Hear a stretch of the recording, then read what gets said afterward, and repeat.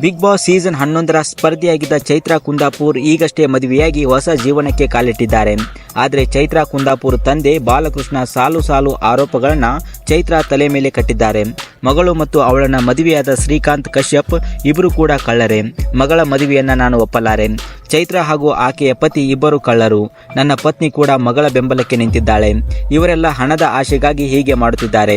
ಗೋವಿಂದ ಬಾಬು ಪೂಜಾರಿ ಪ್ರಕರಣದಲ್ಲೂ ಇವರು ಹಣ ಹಂಚಿಕೊಂಡಿದ್ದಾರೆ. ನನಗೆ ನನ್ನ ದೊಡ್ಡ ಮಗಳು ಮಾತ್ರ ಆಸರೆ ಎಂದು ಬಾಲಕೃಷ್ಣ ಹೇಳಿಕೊಂಡಿದ್ದಾರೆ. ಈಗ ತಂದೆಯ ಮಾತುಗಳಿಗೆ ಚೈತ್ರಾ ಕುಂದಾಪುರ್ ಟಕ್ಕರ್ ಕೊಟ್ಟಿದ್ದಾರೆ. ಕುಡುಕ ತಂದೆಯ ಚಿತ್ರಹಿಂಸೆ ಅನುಭವಿಸಿದವರಿಗಷ್ಟೇ ಗೊತ್ತು. ಎಂತಹ ಮಕ್ಕಳಿಗೂ ಕುಡುಕ ತಂದೆ ಸಿಗಬಾರದು. 2 ಕ್ವಾರ್ಟರ್ ನಾನು ಕೊಟ್ಟರೆ ನನ್ನ ಮಕ್ಕಳು ದೇವರು ಅನ್ನುವವರ ಮಾತಿಗೆ ಬೆಲೆ ಕೊಡುವವರು ಮೂರ್ಖರಾಗುತ್ತಾರೆ. ಹೆತ್ತ ಮಕ್ಕಳನ್ನ ಸಾಕಲಿಲ್ಲ, ಫೀಸು ಕಟ್ಟಲಿಲ್ಲ, ಹೆಣ್ಣು ಮಕ್ಕಳ ಜವಾಬ್ದಾರಿ ಹೊತ್ತು ಮದುವೆಯೂ ಮಾಡಲಿಲ್ಲ. ಕಟ್ಟಿಕೊಂಡ ಹೆಂಡತಿಗೆ ಹೊಡೆದು ಚಿತ್ರಹಿಂಸೆ ಮಾಡಿದ್ದು ಬಿಟ್ರೆ ಬೇರೆ ಏನೂ ಇಲ್ಲ. ಎಲ್ಲ ಮುಗಿದ ಮೇಲೆ ಅಪವಾದ ಹಾಕೋಕೆ ಮಾತ್ರ ತಂದೆ ಎನ್ನುವ ಹೆಸರು. ವಾವ್ ಎಂದು ಚೈತ್ರಾ ಕುಂದಾಪುರ್ ತಮ್ಮ ಇನ್ಸ್ಟಾಗ್ರಾಮ್ ಖಾತೆಯ ಒಂದು ಸ್ಟೋರಿಯಲ್ಲಿ ಈ ರೀತಿ ಟಕ್ಕರ್ ಕೊಟ್ಟಿದ್ದಾರೆ ತನ್ನ ತಂದೆಗೆ. ಇದ್ರ ಬಗ್ಗೆ ನಿಮ್ಮ ಅನಿಸಿಕೆ ಅಭಿಪ್ರಾಯವನ್ನು ತಪ್ಪದೆ ಕಮೆಂಟ್ ರೂಪದಲ್ಲಿ ತಿಳಿಸಿ.